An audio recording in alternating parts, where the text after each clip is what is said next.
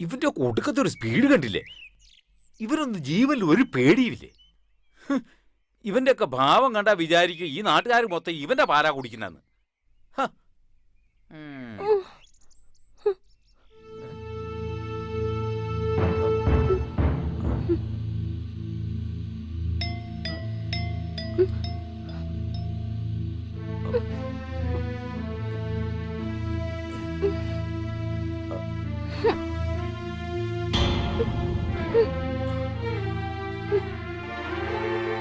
ഇതാര്? അയ്യോ, ഇതെപ്പോ വന്നു കേറി?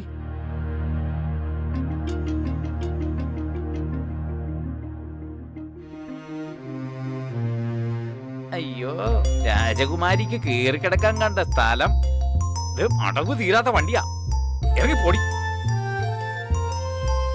ഇങ്ങോട്ടിറങ്ങ വച്ചേ.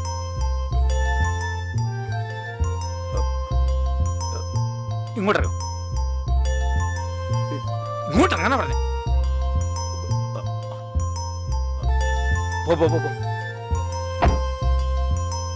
പോയിക്കോ. അല്ല, ഇതെപ്പോ ഇതിനകത്ത് വന്ന് കേറിക്കൂടി? ആരും കാണാതിരുന്നു ഭാഗ്യം.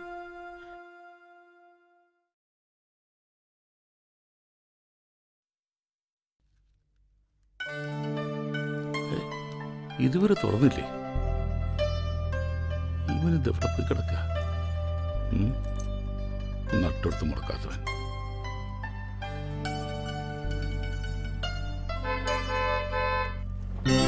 ആ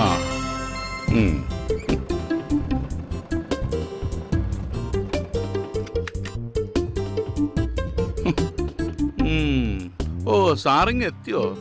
ഈ സ്റ്റൈല് പോരാട്ടോ. ഏതായാലും നിറം പോരാ. ഞാൻ നേരത്തെ എത്തിയ മുതലാളിയെ കാണാൻ മൂടൗട്ടായപ്പോ ആത്മാവിനൊരു പോ എടുക്കാന്ന് കരുതി നാരായണന്റെ പെട്ടിക്കട വരെ പോയി. കിന്നാരം പറയാതെ കട തുറക്കാൻ നോക്കടാ. സന്തോഷം 4 കാശ് കിട്ടുന്ന ദിവസം. അവന്റെ ഒരു പഫൂൺ വേഷവും. ഈ മുതലാളിയുടെ ഒരു കാര്യം. സുന്ദരനാന്ന വിചാരം കോന്ത. വേഗം തുറക്കടാ.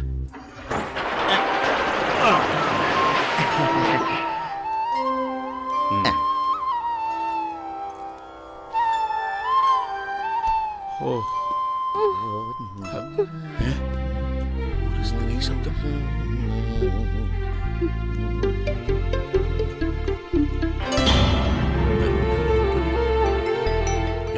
എടാ വാസുവേ, ഏതാണ് ഈ മുതല്? നമ്മുടെ നെഞ്ചത്ത് തന്നെയാണല്ലോ കൂട് കൂട്ടിയത്. നല്ല സാധനം തന്നെ. എങ്ങനെ ഇവിടെ ഒന്ന് പറ്റി? ഇങ്ങോട്ട് വേണം. ഈ കുന്ത്രാന്റെ മുഖത്ത് വെച്ച് ആ ഇരട്ടത്തേക്ക് നോക്കിയ എന്തോന്ന് കാണാനാണ്? മോനെ വാസു, ആദ്യം വെള്ളം ഇറങ്ങാതെ ആ തുണി എടുത്ത് ചില്ലൊക്കെ വൃത്തിയാക്ക്. ഇനി സ്ഥലകാല ബോധമില്ലാതെ പെയിന്റിന് പകരം പിനോല് പാട്ടെടുത്ത് കൊടുക്കരുതേ.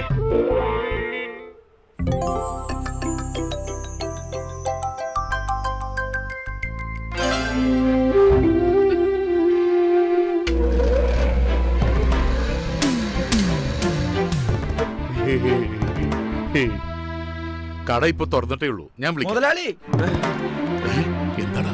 അവള് ചത്തിട്ടൊന്നുമില്ല, എന്നാലൊട്ട് മിണ്ടുന്നുമില്ല. സാധനം നല്ല മൂപ്പുള്ളതാ, മുതലാളിയെ പോലെ. കൊത്തി കൊത്തി നീ മുറത്തി കയറി കൊത്തല്ലേ?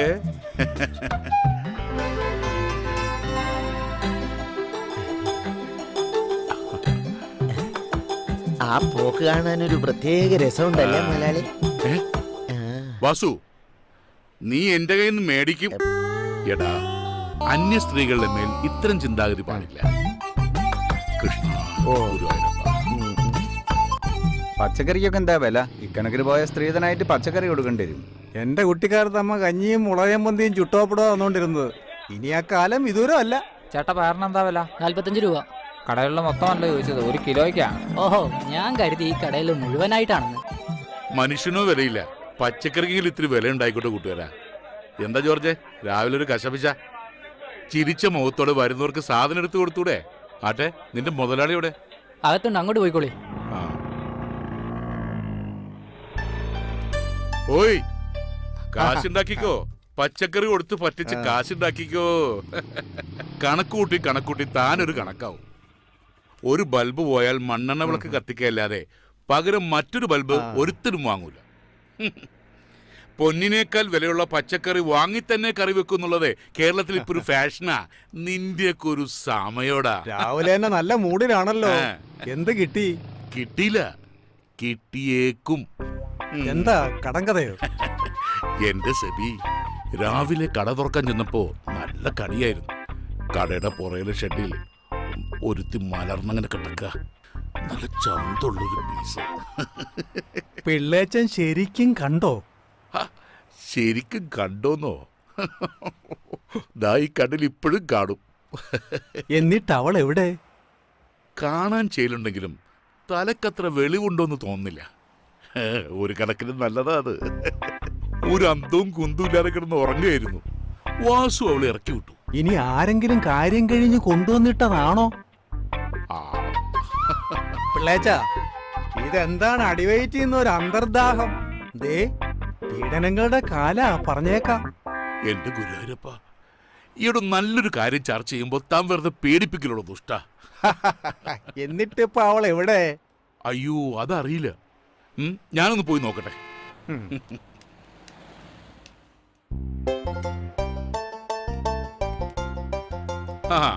വെള്ളത്തിൽ എവിടുന്ന വരുന്നത്?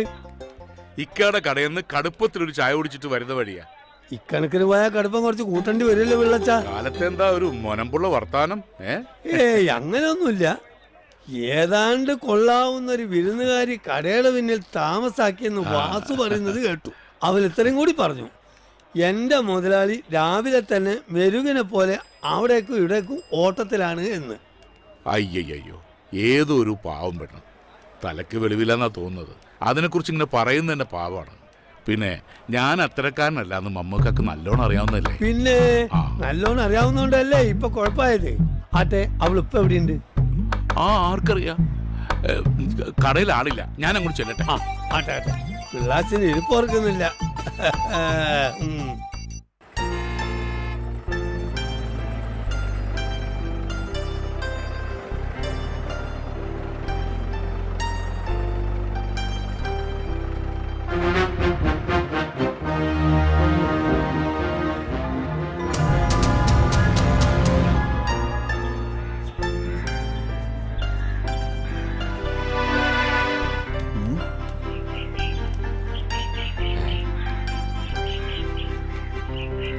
ഇത്തിക്കര ഗ്രാമത്തിൽ നമ്മൾ അറിയാതെ ഒരെണ്ണോ? അത് കൊള്ളാലോ.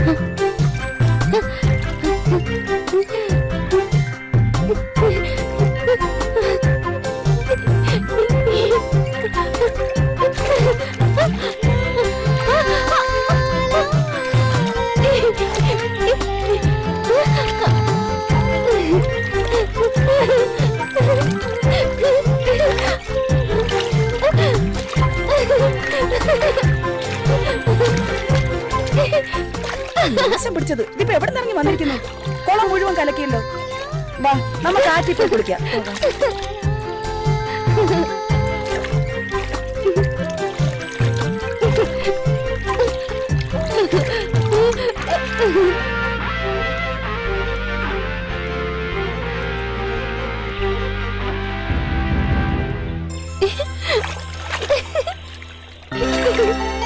ഇവള് കുളിക്കും തോറും വെളുക്കുന്നല്ലോ കൊച്ചുമുതലാളി. കൂടുതൽ കുളിച്ചാൽ ഉള്ള സൗന്ദര്യം കൂടെ പോകത്തേ ഉള്ളൂ. അത് ശരിയാ, ഇപ്പൊ തന്നെ ഇവളൊരു ഭൂലോക സുന്ദരിയാ. അപ്പൊ പിന്നെ ഇനിയധികം സമയങ്ങളെ നമുക്ക് ഇവിടെ നിന്ന് പരിചയപ്പെടാം. വിപ്രാളപ്പെടാതടാ. അവളെ പരിചയപ്പെടാനുള്ള വഴിയെപ്പറ്റി നമുക്കൊന്ന് ആലോചിക്കാം.